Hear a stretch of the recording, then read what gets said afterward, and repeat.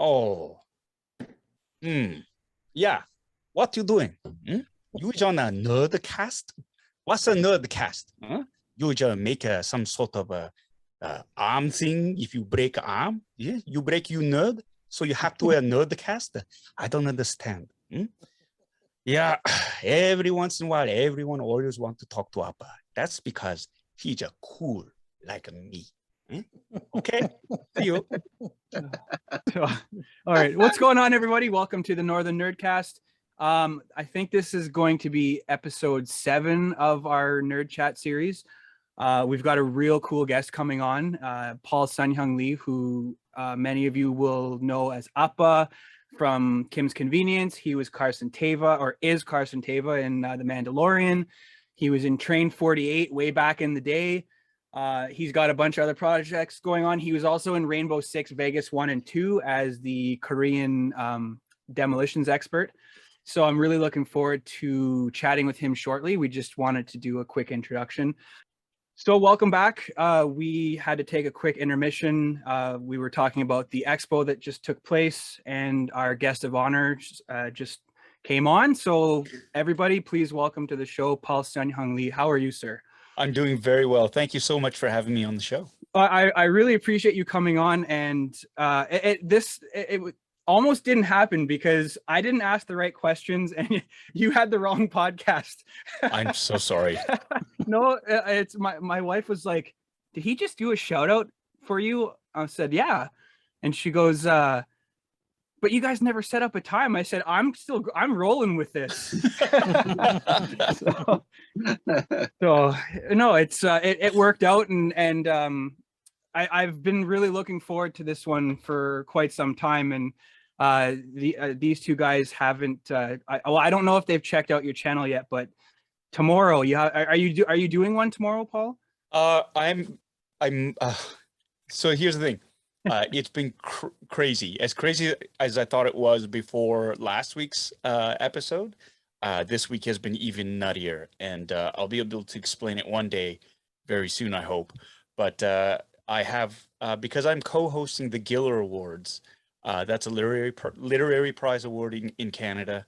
I'm co-hosting on the Monday. It's a live presentation of the award ceremony. We are rehearsing from about 3 o'clock in the afternoon to about 7 o'clock in the evening on the Sunday. 7 o'clock is usually my kickoff time. Yeah. And I usually use most of the day to prep for that, just, get everything ready. I don't know if I'm going to be able to do it tomorrow, but it's kind of like my favorite thing to do in the week. So I'm going to try, what I might try to do is just bump it to maybe 8:30 or 9 o'clock. But it'll be kind of a game time decision, depending on how I feel tomorrow morning, because this week has run me ragged.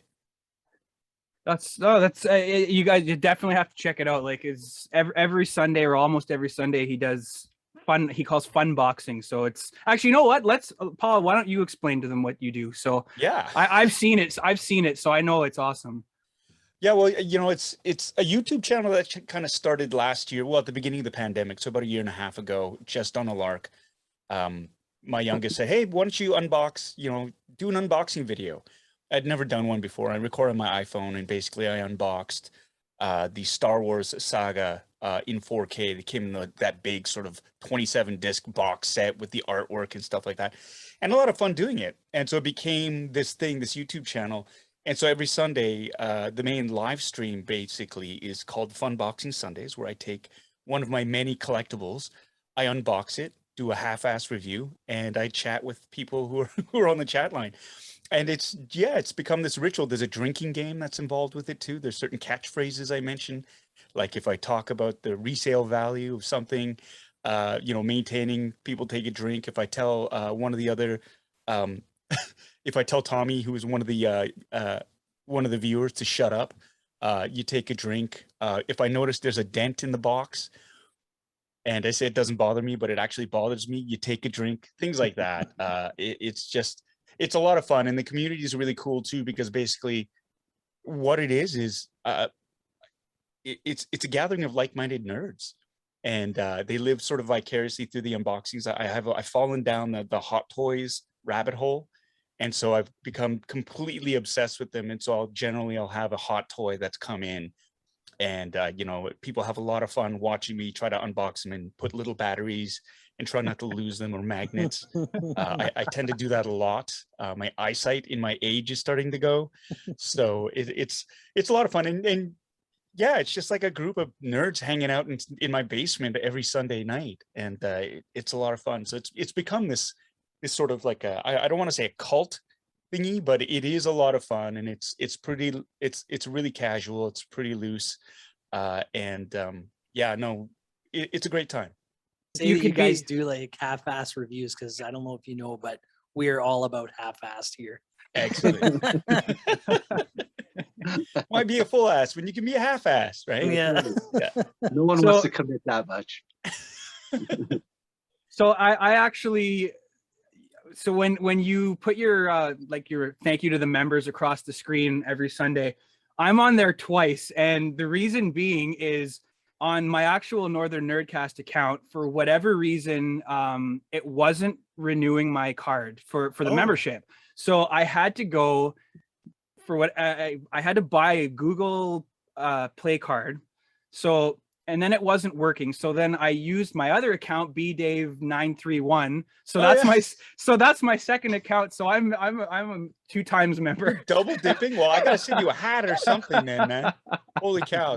I'm sorry, Brad. No, it's not you. It was there was something to do with Google. I was very upset with them, and they apologized, and it's all good. But okay, it's a steep learning curve, because I just offered memberships about 2 months ago now. It's been about 2 months since I offered a membership, not service, but like that sort of level. And it's confusing, because it's like a paid subscription. Membership is like a paid subscription, and I wish they would call it something else, because if you're on YouTube, you have subscribers. People can subscribe to your channel, and that basically means they're following it. I wish they would change that to something else, and people pay money, then call that a subscription, right?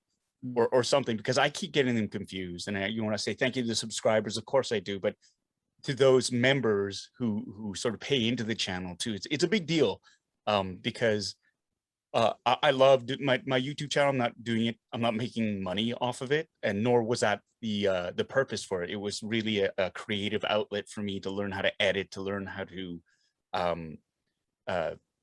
just to have fun with it. It was just a creative release and to connect. And what happened was a bunch of like-minded people started following and really enjoying it, and I found I really enjoyed conversing with them. And so it became this thing, but it was, it costs money. I wasn't making any money off of it. And I think the goal was, if I did it and the channel can be self-sustaining, I think that's a great idea. I'm not going to make money off of it. It's not my side hustle. This really is kind of a passion project for me. Mm-hmm. And the membership was a great way to sort of add those perks and sort of get it. And I was actually quite shocked at how many people signed up for it. And then I was kind of like, oh, shit just got real. I better start putting some extra content out there for everybody. So but it's been challenging. And of course, right, that's, as soon as I launched it, that's when everything started to sort of avalanche down in terms of real, like, work in my professional life. Mm-hmm. And so it's like, oh, okay. So now the crush is on. Now it's like people are investing in the channel, and I had grand plans, lots of things to extra perks for everyone. And now it's like, I have no time, and I feel super guilty about it. But I think as well, the community is really good. I do have a number of really fun things they're about to drop. I was just at the Niagara Falls Comic-Con Fan Fest, and so I had a videographer from Pigeon Row, Mimi. She followed me around. We got a lot of great content that we're going to be dropping for the members soon, and some other standalone videos that are going to be dropped as well. So it's a challenge, but it's a lot of fun, and it's like, as hobbies go, man, I'm digging it. I like tuning in every weekend, or well, whenever you do it. It's a lot of fun, and you're one of the, I'm not going to say few, but you're one of the few people that actually engages with everybody who's in the chat. Like I mean, I know YouTube, the chat is always delayed, but you have a lot of people that have like 100,000, 200,000 subscribers. I mean, they're so busy on their channels, yeah, that like the only real way they can respond is through a super chat or a sticker or something. But even then, they like people are paying extra money for something that they want read and they don't read it. But I mean, that just falls into that busyness. But it's really cool that how engaging you are with everybody. So it's I really enjoy tuning in. Yeah. and that's the thing. It was just one of the reasons, and I feel kind of guilty about this because with membership, I sort of had it set to that if you were a member, if you were a paying member, then I had to limit the chat feature to just that because I was finding I was missing so much because there were so many people that were watching it, and I felt bad about that. And I kind of feel bad right now, even just sort of limiting that chat to just the membership there too. But I figured that's a really great perk. And there are 2 levels of membership. In the lower tiers, it's like $2, $3 per month. And I think I give good value in terms of just the live streams alone, being able to converse. And like you say, and that's something I love doing too, is just interacting with the fans. Just because the members, I mean, they're the ones that make the channel. Right. And if you don't engage with them, if you don't make them feel like they should, which is important, then where are you going? Because I strongly believe, and you've heard me say this on my live stream, it's like the fans make the show. The fans make whoever you are because they decide to follow you and they can decide to unfollow you. And so they can make you relevant. They can make you irrelevant. But as a fan myself, like I know just how good it feels when you get noticed, when somebody just interacts with you, and it's just such a small thing, but it's a huge thing as well. And I've always tried to do that whenever I can, is just interact. Like if fans see me on the street, just say hi, don't be shy. I mean, for the most part, people are very, very polite, and if anything, they're a little bit too polite sometimes, right? And we're so Canadian, like, it's natural. yeah, no, it's great. It's so funny too because I see people sometimes they take the, they take that sneak the photo From and it's their like, waist. you know what? Just come over and ask, and I'll gladly take a picture with you. You don't have to, and it'll be a nicer picture too, because you'll be in it and you'll be looking at the camera, we'll be smiling and stuff. And so I always tell people, never be afraid to ask. Just come on over, say hi. I appreciate that. I love that. My kids don't like it as much, but it's one of those things. It's like this, because of fans, this is where I'm at. So I'm always eternally grateful for that. Well, we actually we wrapped up our expo a couple weeks ago, and one of your neighbors came to the show. He says he's a younger kid. We were talking about promoting the podcast, and I'd mentioned to everybody, I said, oh, we're going to be chatting with Appa and Carson Teva, and he's like, I live 2 doors down from him. And it's awesome. He's always outside walking his dog, and I'll say hi, Paul, and he'll say, I didn't catch his name, but he was a younger kid, and he's like, yeah, I heard so many things about this. I drove from Toronto. I'm like, wow, that's awesome. Oh, cool. So, where are you based out of? Well, I'm in Kirkland Lake. Okay. Adam's in the Sioux, and Clayton's in Sudbury, Espanola. The expo itself was born in Sudbury. I moved to Kirkland 2 years ago now, so. Okay. Small town, Alan Thicke's hometown, but right. yeah, but it's Alan Thicke. My sister-in-law used to live in Timmins, so we would drive, home with Shania Twain. Yeah. And Steve Sullivan, Timmins Tornado, ex-Leaf player, went to Chicago, won a cup with them, I think. Did he? No, but anyways, Steve Sullivan. So I'm sort of familiar with that area-ish because driving up to Timmins, and she now lives closer to Toronto. She's in New Liskeard, which is okay. That's like 45 minutes away from me. Yeah. So that's I am familiar with your neck of the woods, so to speak. That's awesome. With that. Oh, that's cool. Yeah. And he came up to this kid 2 doors down. I'm just trying to think who it is. Adam, you were there with me when he mentioned this, I think. He was a younger kid. He was younger than us. Like, I mean, I'm 37. I mean, right. That doesn't really mean anything, but maybe he was about 25, I'd say. Oh, okay. But yeah, he's like, yeah, he lives 2 doors down from me, and I see him every morning outside walking his dog. So, yeah, but yeah, it was pretty cool. Is he taking pictures from his waist and not walking up to you? Maybe they're one and the same. Well, it's strange because I mean, it's me. I've been in this neighborhood for like 18 years, And just always I'm an East York dad.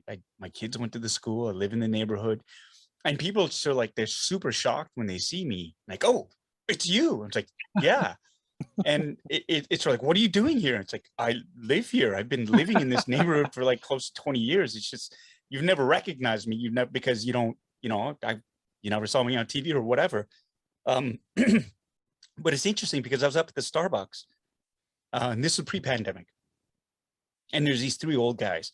And by older, I mean, like in their 60s and 70s. Excuse me, they'd be like barflies at Cheers, except they're at the Starbucks hanging out. And one guy's like, hey, I like your show. And I'm, oh, thank you very much. And the other guy's, oh, you, because I had my East York baseball hat on. He's like, yeah, you're from East York? Like, you from around here? And the other guy goes, yeah, he just lives on Springdale, which is the street that I live on.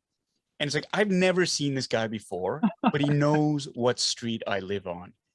That's a bit like, holy crap. Okay, word gets around, right? Like it's this thing where it's just like, I'm glad we live in Canada because it's just like everybody's just super friendly, and it's just like you don't worry about it too much. But it sort of took me like it caught me by surprise. Like, guy knows what street I live on.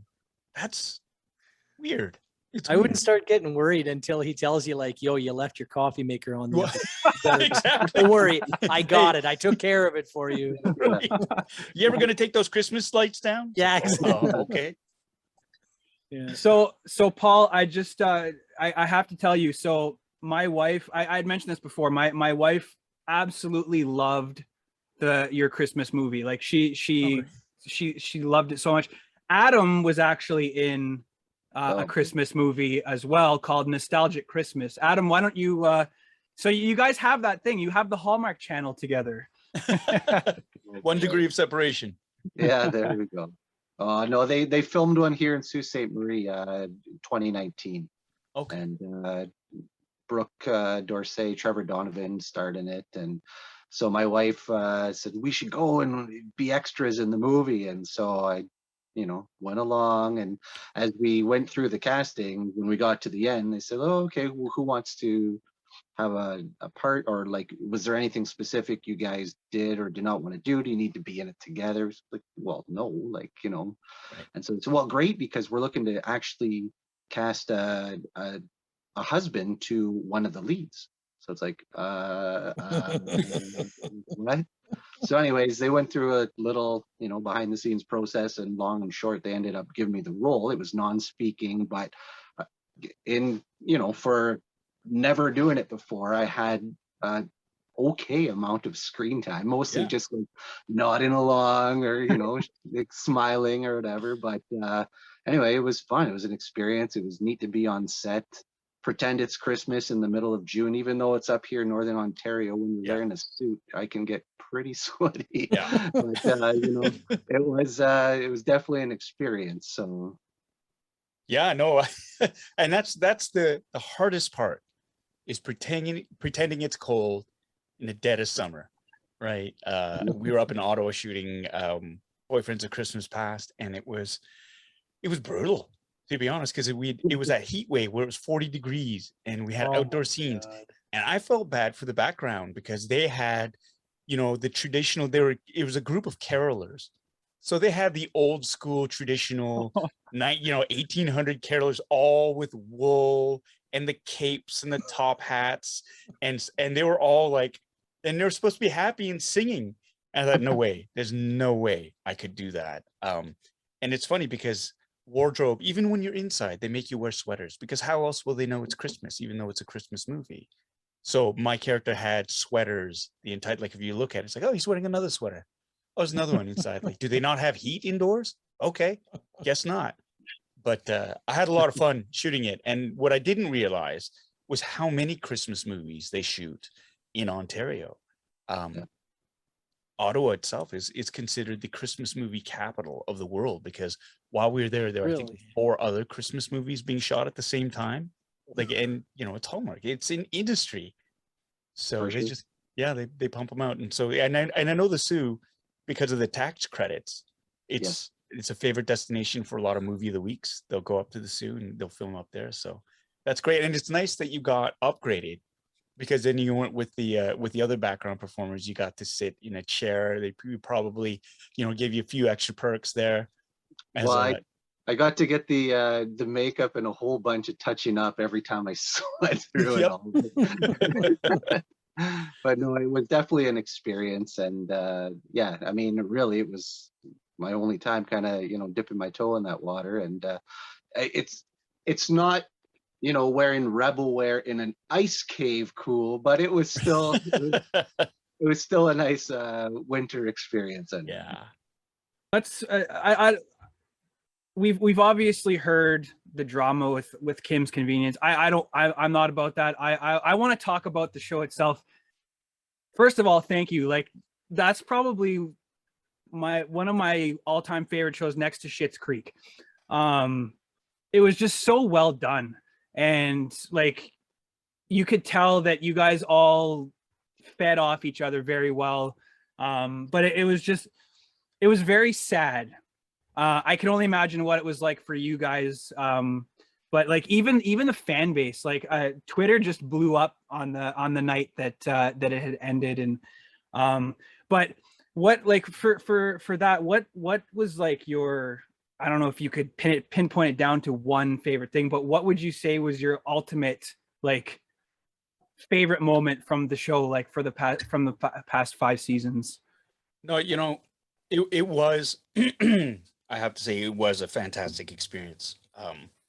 It didn't end the way any of us really wanted it to, but it ended, and I knew even from day one that one day it was going to end. Mhm. Right? That's how you steel yourself. Nothing lasts forever, unless you're in the Simpsons universe, in which case you just keep plugging along. But in this case, it was just, you sort of mentally, I was at least mentally preparing myself, so you don't get too high on certain things, so you don't depend on things too much when they do end. So you're smarter while you're doing them, so when they do end, you're going to be okay. In a number of different ways, mentally, financially, all these different things. That being said, it was still quite a shock, and it hurt. It hurt because I think it hurt because I wasn't going to be able to. We never got a chance to say our proper goodbyes to the characters, or to the other cast, or to the crew. I mean, the crew, for me, we were family. For 5 seasons, we had the best people working on the show. And so I felt a little bit, I was hurt in that way too. And a lot of people were depending on that final season. That's the thing. It was, we were green light to go for season 6. So a lot of people were banking on that. A lot of crew members were like, okay, so what do I do now? And luckily, the good ones, everyone gets a chance to, you can find something, but you're scrambling, and it's kind of scary. Especially during a pandemic when there isn't a ton of work out there. With that being said, Kim's Convenience, even though near the end it got kind of, janky in terms of like airing of private laundry, I think, and people who are disgruntled in the cast airing their grievances and whatnot. I'm not going to discount any of their feelings or what they went through. I'm going to talk on my own perspective. Yeah, absolutely. I had a fantastic time. It was what I made it. In terms of being number one on the call sheet, I wanted to create a culture on set of love and respect and gratitude. And I brought it every day. I tried to let everybody know that's exactly how I felt. And by everybody, I mean from the executive producers all the way down to the PAs. No one was more important than anybody else. And everybody got that same level of gratitude from me. And I made it my goal to know everybody's name on set and to interact with everybody and let everybody know how appreciative I was to them. From the guy who was changing the garbage, to the writer's room, to other visiting actors who were on for a day player bit, or guest starring role. Everybody I wanted to include everybody on that, because I wanted to be a different set, because I've been on sets where everybody's too busy, where they're nice, but you feel like the odd person out because everybody's too busy doing their own stuff. And I didn't want that on our set. And I think I'm very proud of the culture that we did create on set about that. We had a great reputation for that. I'm very happy. I'm happy about the barriers we broke on that show. The focus on the end was, we didn't have enough writers of color. We didn't have enough producers of color, this, that. It's like, yeah, we failed in that sense. It's a very complicated situation, though, as to why those things didn't work out. We did have writers of color in the room. We did have directors of color. It's just, you know, I find it interesting that the show about BIPOC characters, it's incumbent on them to carry the BIPOC flag. I mean, there are all these other shows out there that should be doing the same thing in terms of bringing more diversity and inclusivity in behind the cameras, as for writers and directors and producers. Why is the same standard not held for them? It's the shows with the BIPOC performers in it or about BIPOC families that has to do it. I think that's a bias. That's something that needs to be changed. And that's a discussion we need to have in our industry about how we can all do better about that. And without finger pointing, without blaming, without accusations or this or that, it's got to be a full sort of industry town hall where we say, how can we do better? And let's do it. And it can't happen overnight. We realize that, because you cannot sacrifice quality just for the sake of inclusivity and diversity, because then you're pandering. And we need to set up BIPOC artists in front of and behind the cameras to succeed. And that means mentoring, that means training, that means opening up positions, that means getting them ready so that eventually we will be in a position where they can slide in and be given their chance because they've earned it too. So, you know, that's a big thing. And I think Kim's was instrumental in terms of opening that door up. We brought representation to another level to the families that watched the show, I believe. There was a lot of positivity. We didn't get everything right, and we weren't a perfect show. But I think what's lost in the shuffle of how it ended was all the good that we did do. And I'm super proud of all that. And that's the legacy I will carry with me forever about the show and the opportunities we created for members of the BIPOC community as well. And the opportunities personally, even like I wouldn't have gotten a chance to do The Mandalorian if Dave Filoni wasn't a fan of Kim's Convenience, right? So it's all interconnected. And I think that's why I try not to harbor hard feelings about it. My desire is, how do we make this better? How do we learn from the mistakes that were made so that this doesn't happen again? And I think, to be honest, I think we did more right than wrong. Absolutely. On that show. So it's nice to be able to have it all on Netflix too. Like to pop on a show, like an episode, and laugh. I mean, there was some drama. Wow, there was some drama like in it, but at its core, it was a comedy. And like I still laugh when Mr. Mehta was like, "Oh, it's a rat, kill it!" And I don't know, it just, that made me laugh every time I watched it. And it was just the dog, like, yeah, when the dog was running through the convenience store and he thought it was a rat, and I don't know why, but that one scene makes me laugh every time I see it. So Sujith is great. He's an amazing scene partner, and and that's the other thing too. Like, you miss being able to play with your friends. You know, coming on, Mr. Mehta would come in and we'd chew up the scenery. Rodrigo Stahl, who came in and played Enrique, I loved when he would come in. Right, Derek McGrath is Frank. Just killed. You know, John Ing as Mr. Chin. Appa had an eclectic group of wacky friends. I love them. I love playing with all of them. You know, so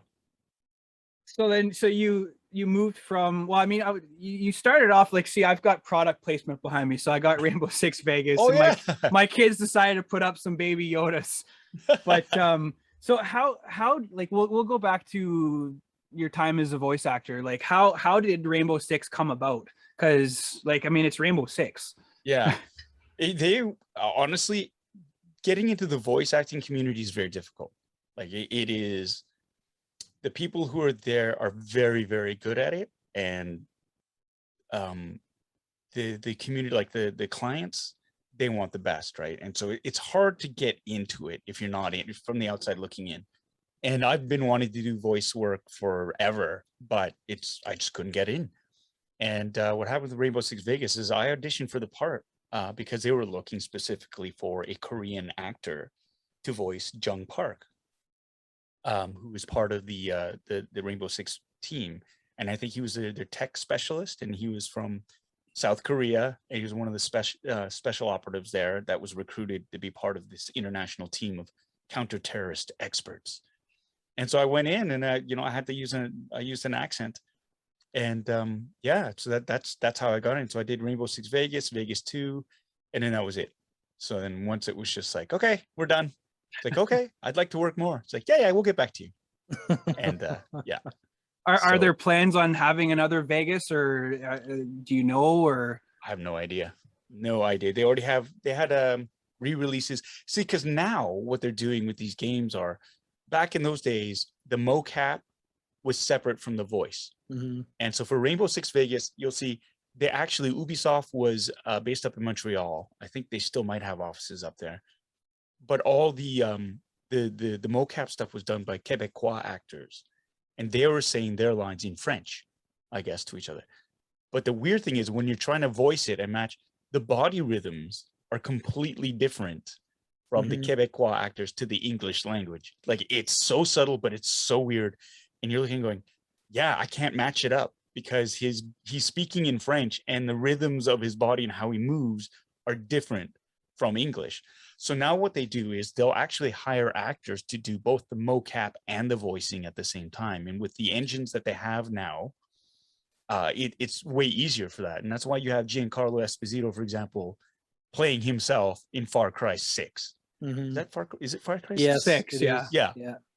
So it's that photorealistic technology, and then you have these big name actors they're basically, doing a short film, because all the cutscenes with his characters, they're interspersed with the gameplay.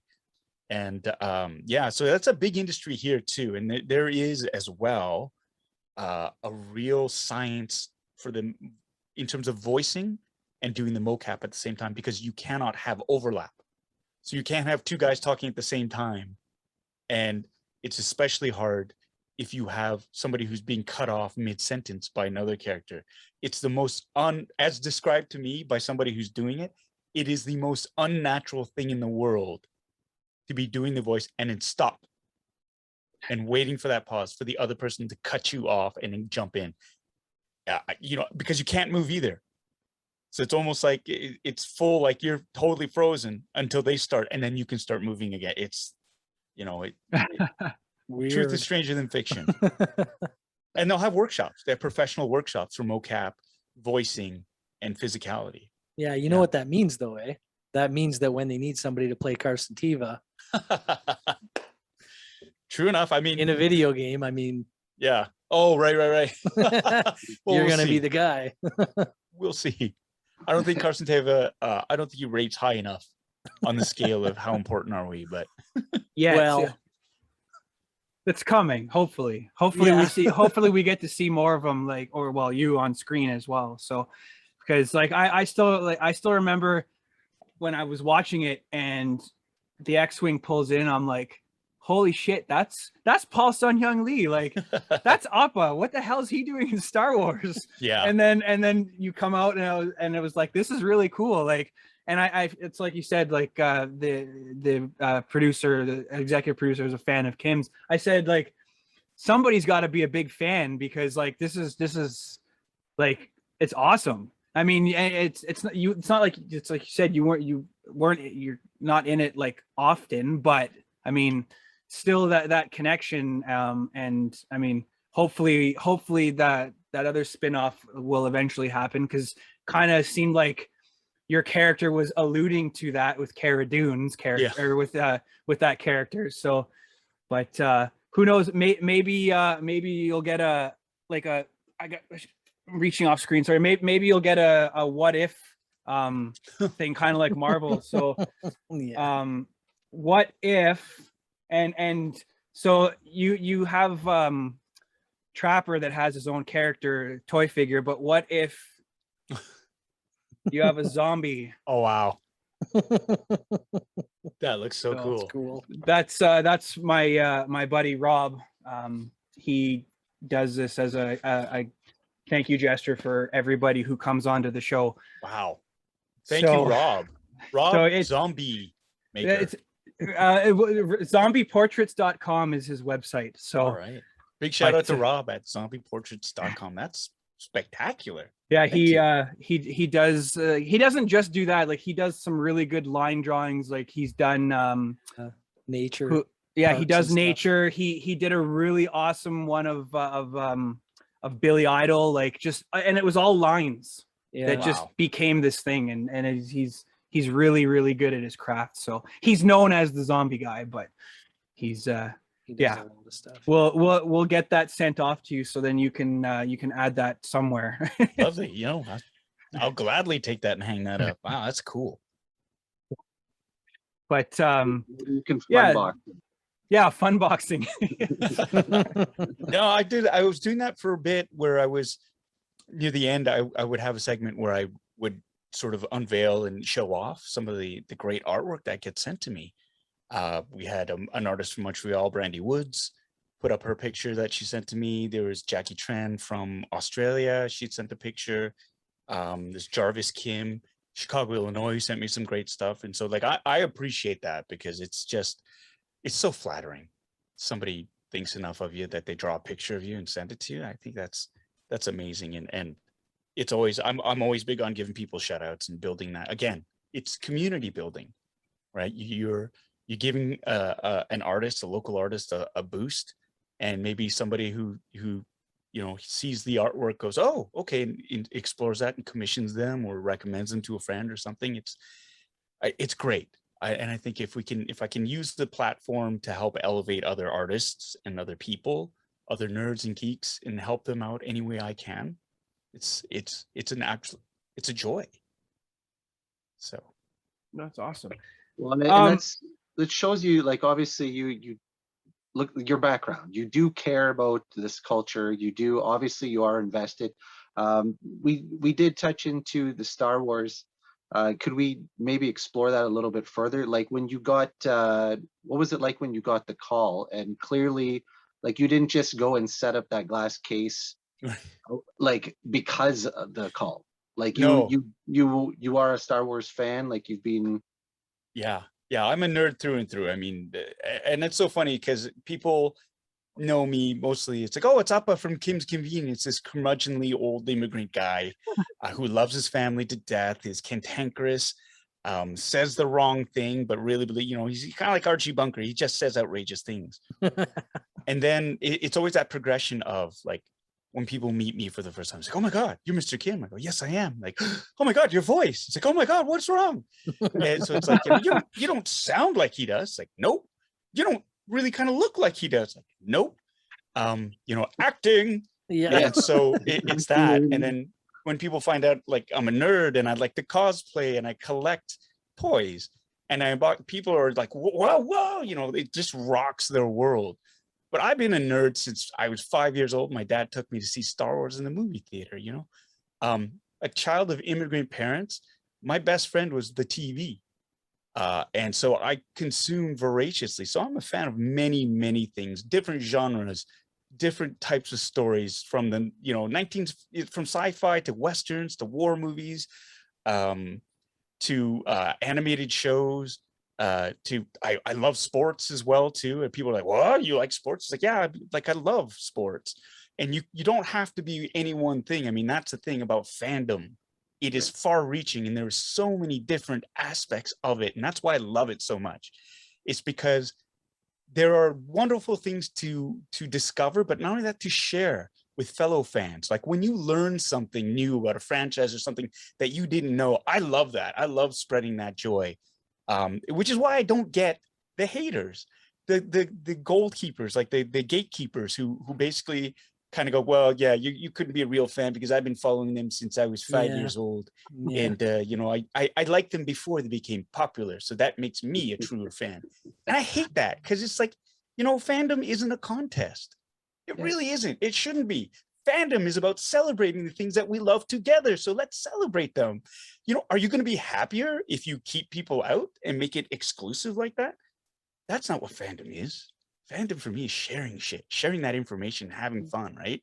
Doing the unboxings, letting people know, like, oh my God, where did you get that? It's like, oh, I got this over here. They still got more of them, or like helping other people find their holy grails.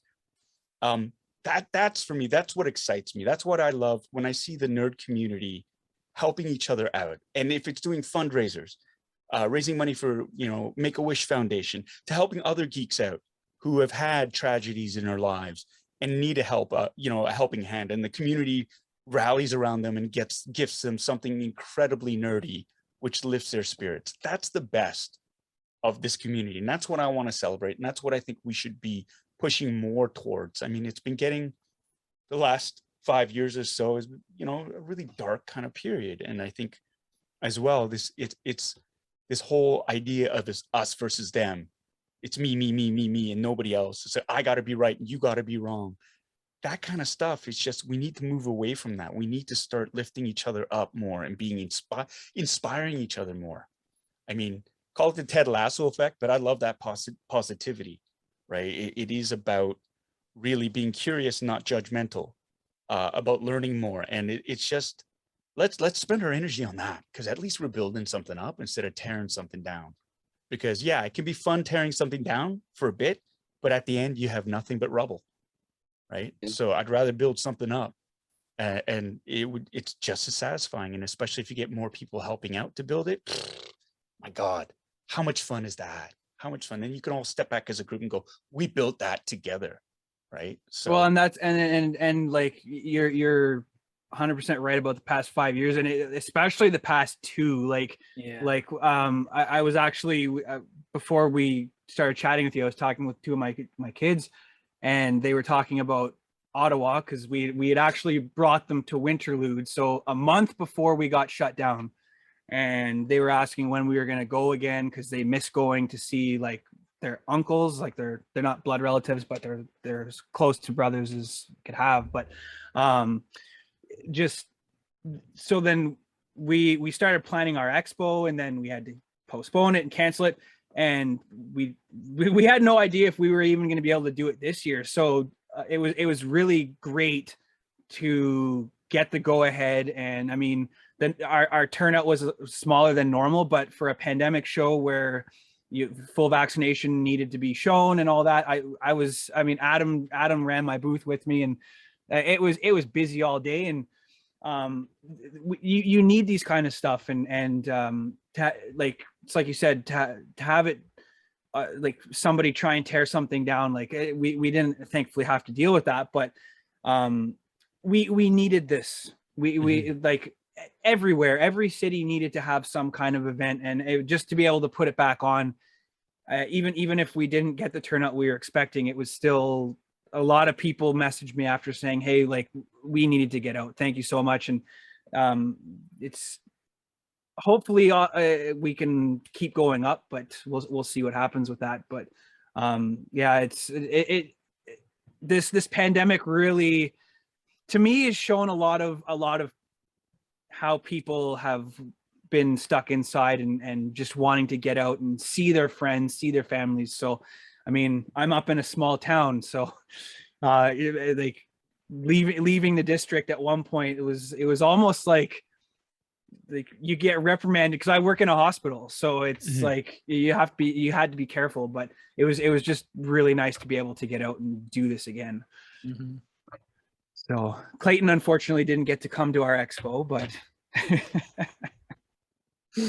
he's fully vaccinated now. But that's here nor there. But so yeah, it was I still feel the sting of not being able to go anywhere. Well, now you can. It's okay. I don't have any friends. I have video games. I thought I had friends. But burn. So Clayton, actually, you had mentioned this about May Day, so take it away. Right? Like, so I was looking through your film credits there, and I was like, what else have you been in, you know?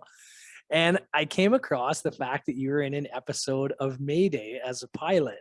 Yeah. And that's like, I was telling these guys, I was like, yeah, that show is like Shark Week for the sky. Like, it makes you not want to fly at all. But that seems like you're just in one episode. And I understand that that's the kind of show where if you're portraying one person, it's kind of a one and done deal. Yeah. But what was that like? Did you have any idea what you were actually doing?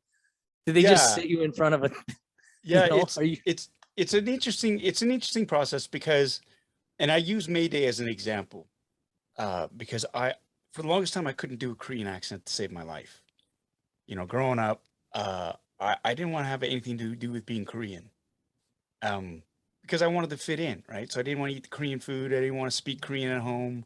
Didn't, was kind of uh, not ashamed of my parents, but a little bit embarrassed about my parents because, I couldn't speak English. And so I really made it a point of just pushing everything about my heritage, my family away, and just wanted to be, quote unquote normal. So Mayday, for those of you who don't know, it's basically it's a disaster recreation program, and they specialize in air disasters. And so it's one of these shows that's always constantly casting in Toronto. And this particular episode has been cast by Millie Tom, great casting director. And it had to do with Korean Airlines.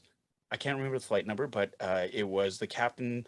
Basically, there was a mess up with the ILS system, the instrument landing system, and the jet was 200 feet lower than they thought it was. And so they actually ended up, the pilot, because of fatigue and because of all these procedures didn't happen, they slammed themselves into the side of this mountain, basically, and they all died. And so when I auditioned for it, they didn't ask for an accent. And it was like, I loved it because it's all pilot talk, right? And you're talking about, it's all the raised flaps to 20 degrees, ILS landings, and I loved it because it's like playtime for me. And so I got the part, which was great. And we show up on the set, and we're doing it, and they have this cockpit.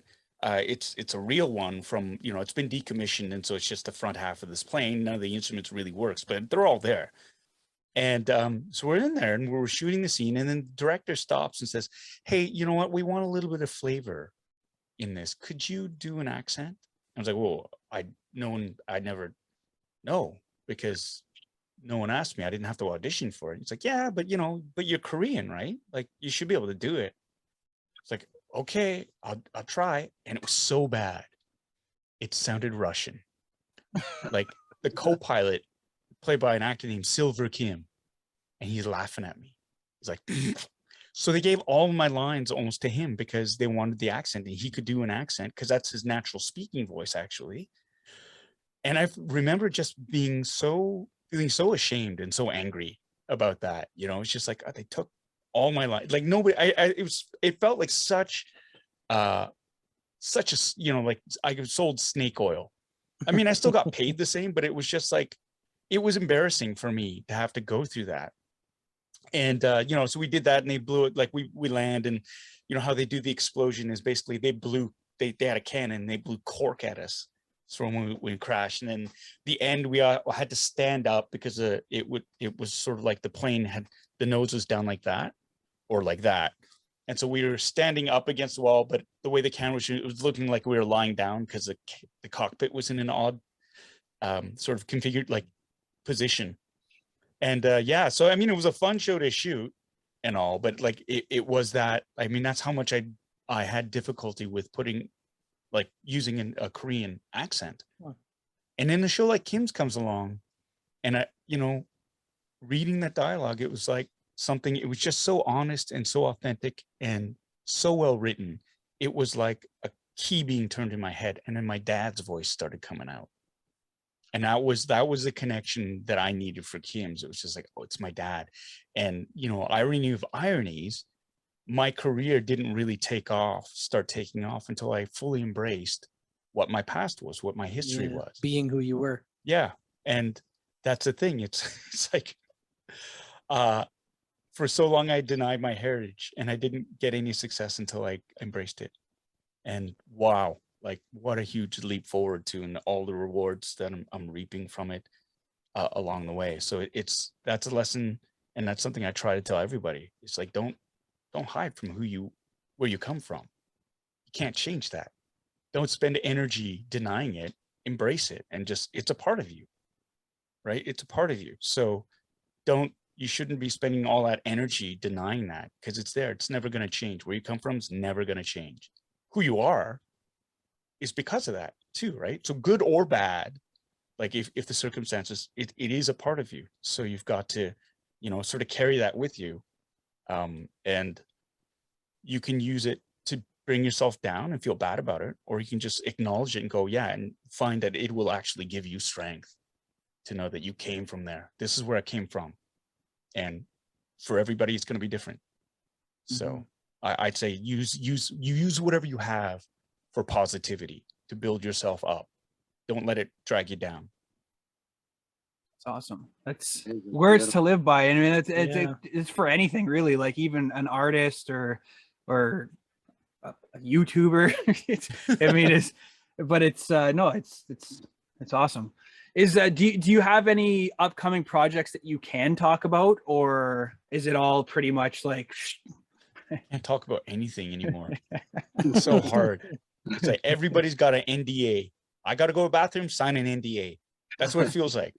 what did you do Yeah, in there? no. Oh, I can't say sorry. Yeah, well, that's exactly it, right? And it's just like it's everybody's so afraid of spoilers. Like even things that you wouldn't think there'd be an NDA for. It's like, really? There's an NDA for this show? Okay. You know, it's just you can't even mention it. Oh, we want it to be a surprise when it gets announced. It's like, but will anybody really care? Okay. It's just for me, I think it's I think it's silly, but I guess I get it. That's the culture now, right? People gotta get the scoop. We're at this age where people have to be first to report, first to do, and nobody does any more verifying because of that. And so we've gotten into so much trouble because of that. So yeah, no, I would dearly love to let you know what it is that's been kicking my ass for the last week, where I've been so stressed that I had a pimple on my lip. But it's Lip all good. pimples, It's all it good. must It'll be be bad. announced in the next little bit, I think. I hope. I don't know. But No, it's fair enough. yeah, it's Well, great news. how about- It's great news. And it's How hard to about a sit on couple great news. things? How about What's a that? couple things? How about a couple things we'd like to see you in? So, of course, everybody would like to see some more of Appa come back. Hopefully now, Brad mentioned with Netflix. Netflix has had a good history of bringing back things like Arrested Development. My Mhm. wife, of course, was a big fan of Gilmore Girls. They got to Right. do their 4 seasons thing, and even at the time there, doing that was kind of a big deal and kind of similar to, from my understanding what the situation here was, because they actually were able to bring in the showrunner again for that final season. Whereas, because with Gilmore Girls for the 6th season there, the showrunner had actually departed. And then they came back for the seventh or whatever that 4 episodes for the Netflix special was to kind of come and bookend it. Right. So fingers crossed, maybe we can get something there. Netflix, Yeah. we're leaning on you there. I don't think so, just because Netflix doesn't own the intellectual property rights. They have the distribution rights. And so with Kim's the way it ended, CBC, they wanted the show. They had greenlit us for season 6. Right. So it's funny when people say the show got canceled. They didn't get canceled. The producers decided to call it, Yes. and for many reasons. And it was a difficult decision for them, no doubt. They didn't go into it lightly. It wasn't like just this whole like, okay, we're gonna blow it. Like there was a lot of agonizing over what would be best, and in their estimation, they felt that the course of action they took was the best course of action for everybody involved. And at the time, there was a lot of disagreement over that. Like I myself was like, I disagree with that, but with time comes perspective. And it is one of these things where it is so complicated and there's so much going on in the background that a lot of people don't know about, and a lot of people jumping to conclusions, and it's easy to point fingers when you don't have all the information. And I think that's part of the problem too, is people wanted to blame somebody. People want, who's to blame? Who? It's not like that. It's never that simple. It's never just one person. It's never just one thing. It's a whole bunch of other things that affect other things that really, and that's life. It's messy and it's awful and it's terrible that it got to this point. So, how could it have gotten to this point? Why didn't, and that's the discussion I would rather have, is how do we prevent something like this happening again? And again, without the finger, pointing, because that doesn't help we don't grow if we blame, right? That's the biggest thing. You never grow if you blame, because no one wants to get blamed. No one wants to, it's an awful feeling to be blamed for something that you didn't do, right?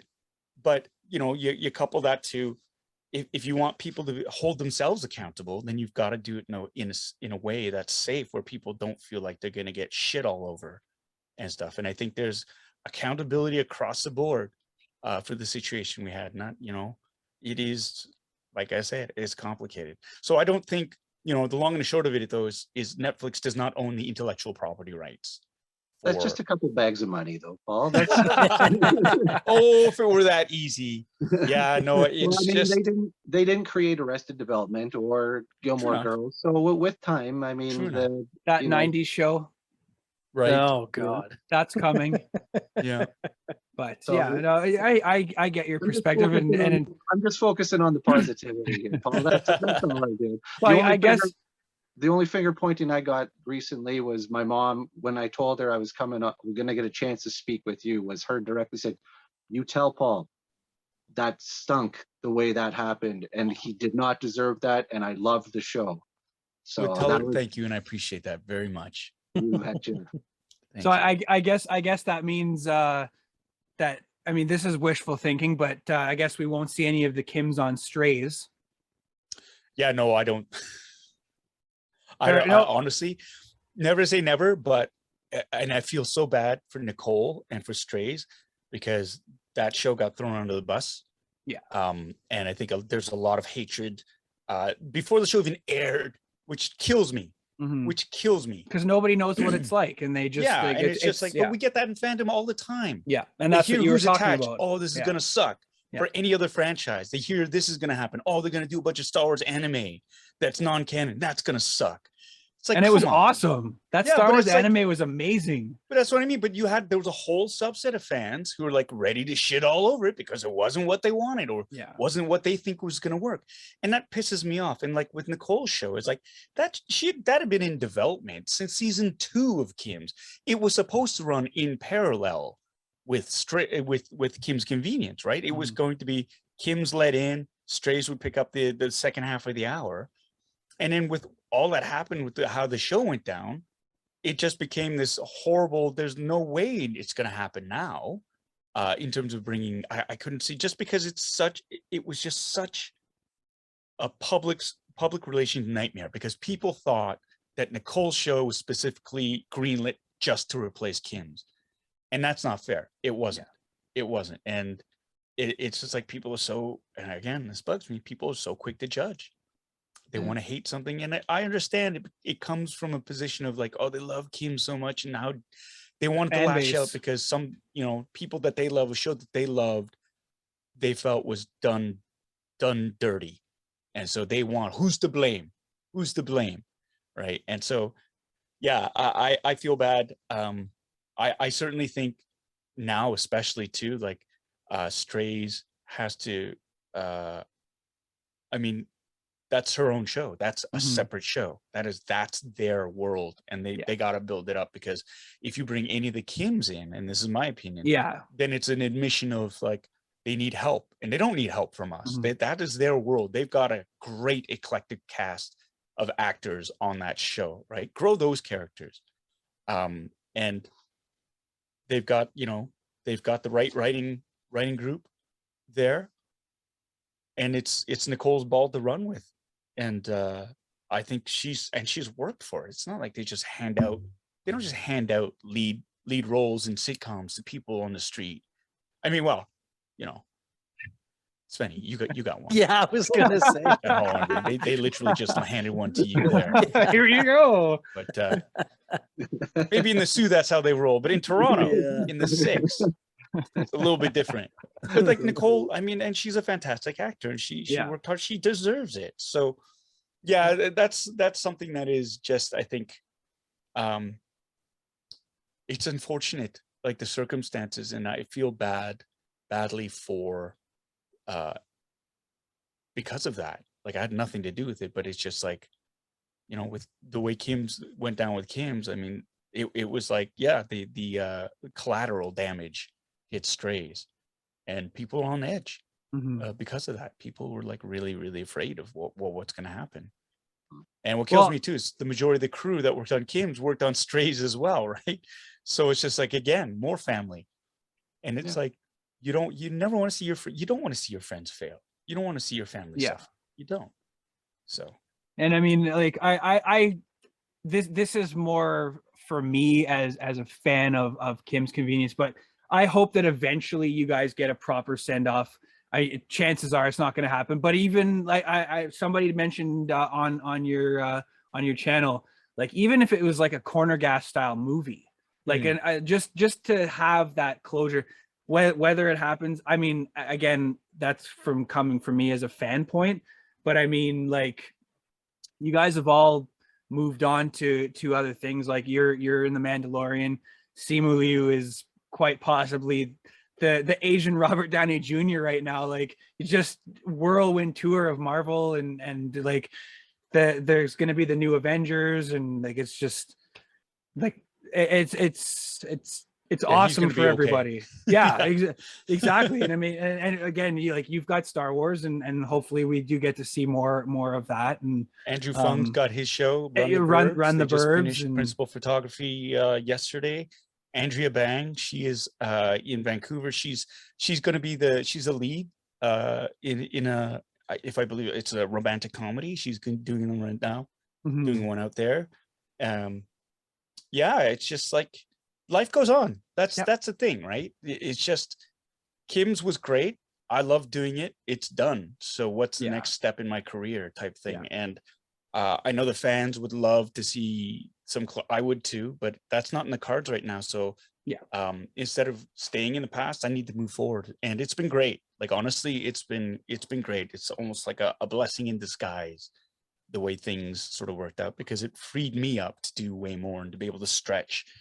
And Kim's for me will always be my touchstone, my ground zero, where I got to sort of use as a springboard to better things too, right? And Kim's was pretty awesome.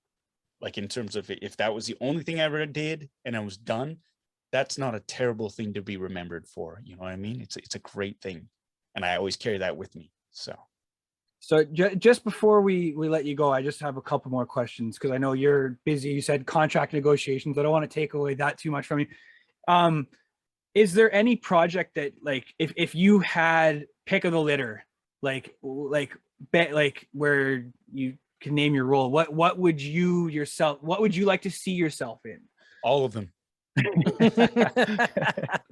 All of them. Does it have Star Wars in it? I'll do it. Ghostbusters, I'll do it. I can't wait for Ghostbusters. I cannot wait. Like, how pumped. It's been delayed for so long too, so finally to get a chance to see it, and I've heard lots of great things about it. It's like For the longest time, all we had was we had the reboot, if you will, but unofficially there was the Ghostbusters video game, which for a while Dan Aykroyd said was the third movie. Right. So to actually have a follow-up to these things, like, it's and Paul Rudd doesn't age. Like, I don't understand. He doesn't. So, but yeah, like, I'm excited for what you're working on, and whenever you can announce that too. Like, it's I'm sure it'll be announced on your show before the general press. But I do have one question to ask. I know you said that it's in the past. Sorry, Brad. Yes. Brad, can you give me 1 second? Yes. I just need to hold on.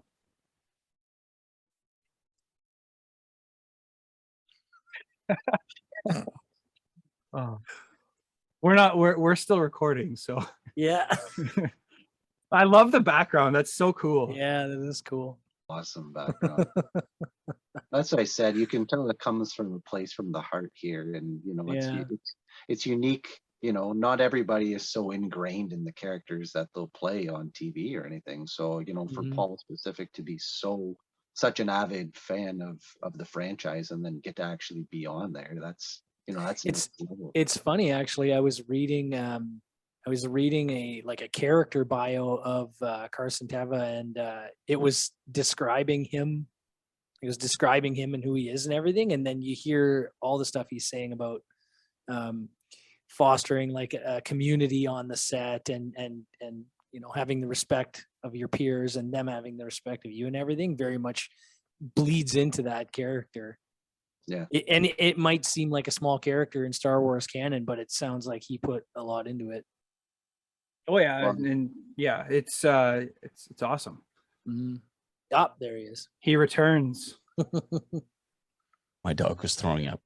Oh, geez. Sorry. No, I've it's all good. We've got these things, beef pizzles. They're basically dried up bull dick. Yeah, I didn't know what they were until one day. Like to me, they're chew sticks, right? That's what that they come in stick form. It's like, oh, and the bag stinks. It's awful. And it wasn't until I was at PetSmart and I was reading in French, and it was a bœuf penis de bœuf, and it was like, whoa. And they said, is this what I think it is? Is this like bull penis? And the woman was like, yeah, it is. That's why I always wear gloves when I have to handle them. Like, oh my God. Like we're holding them and playing them, it's just like, oh, try. So we give him the 6-inch ones.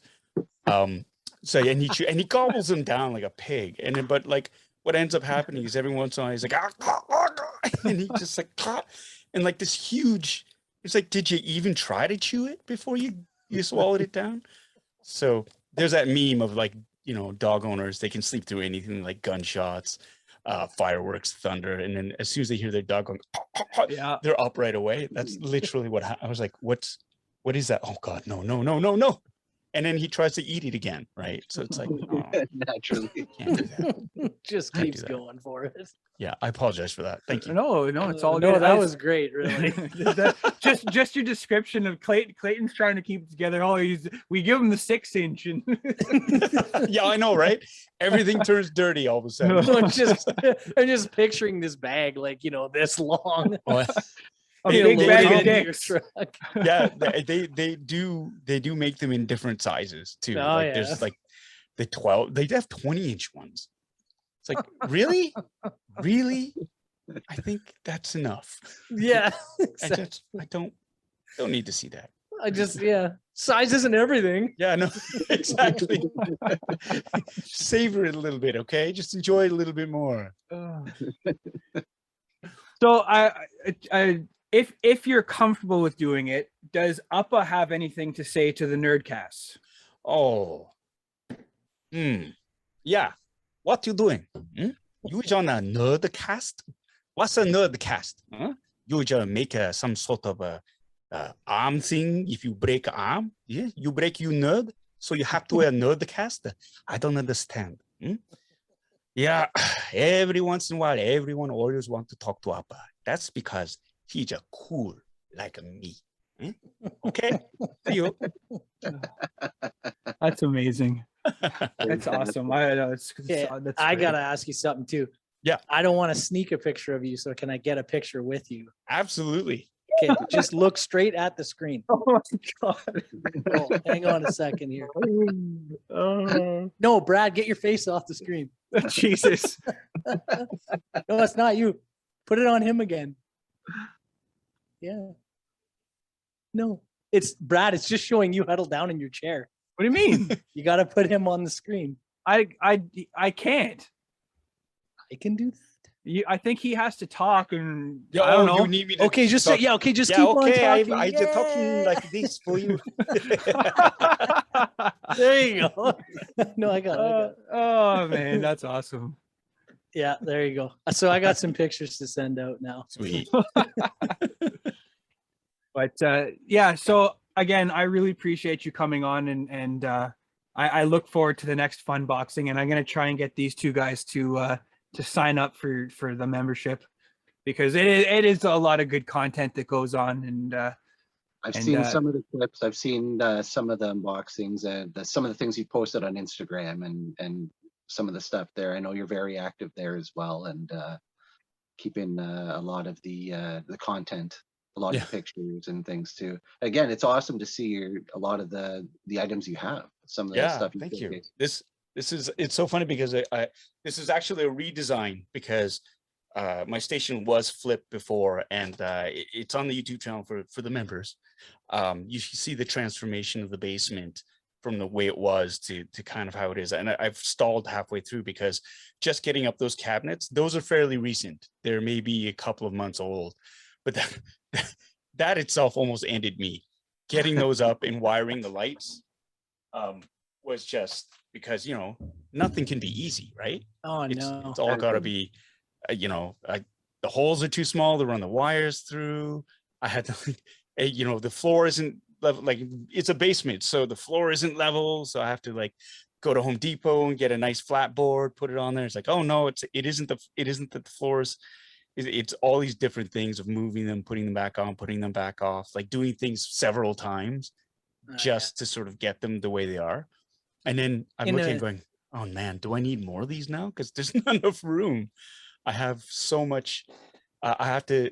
These were for primarily displaying my helmets. I like to collect helmets, and I wanted a theme where I had some hot toys that were paired with them. So there's that incinerator trooper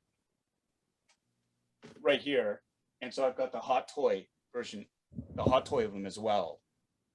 And so they're paired up, and he did a fun boxing on that. It was pretty cool. But it's like I don't have enough room. I might need to get more on this side to get done. And it's like, oh God, no, I don't want to do this again. And then you have to explain to your boss why you need more space. So we're all in that same boat. Yeah, we are all in that same boat. So my game room is actually a closet that I built shelves around, and that's it. And that's usually where I shoot from. It's just wall-to-wall shelving, but it's just a closet. But you know the struggle. The struggle is real, right? Like you're right there. And that's the one thing I always crave of. There he is now, the barfer. Hey, you feel better now? Noshing on that penis. He's happy now. It's so messy too. Just even when he's chewing on it, it's just like, oh, this joke just keeps going. Like we're all like straying away from him. Right? But that's his treat. That's his one big treat per day. So I don't trust him. He's like sniffing. A day. 7 It's one of those a day. Holy God. Yeah, that's his big treat. Like that's his like, okay, you've been a good boy. Here you go. What is it now? I would feed that to my worst enemy. Well, again, we didn't know what it was. Yeah. We had no idea until like, a year in, and then it's like, what? We've been feeding him what? He loves it. Man. He doesn't know what it. Even if he didn't know what it was, I think he'd still be like, I don't care. She wants to know what we're laughing about. You tell her to watch this, to subscribe to the channel and then watch it. Yeah, you subscribe to the channel and watch it, and then you'll know. Or I'll get the headset off as soon as this is done, and I will tell you. Yeah, or that. Well, we'll let you go because I know you're a very busy person, and again, thank you for taking the past hour and 10 minutes out of your time to chat with us. It's been an honor to be able to chat with you about all this stuff. So it's been an absolute pleasure. Thank you so much. I've had so much fun talking with you guys. Where can people find you? That's the most important thing. Yeah, I am. Well, again, the previously mentioned YouTube channel is Bitter Asian Dude Inc. Do a search on YouTube. The main show is Fun Boxing Sundays. I do have other shows that we're trying out there. There's Wonderfully Weird Wednesdays with my youngest Miles that we do drawing competitions on. New sports ball live stream called DFA. DFA in baseball means designated for assignment, which basically means you've been cut. So there's that as well. I'm on Instagram as Angry Appa, at Angry Appa.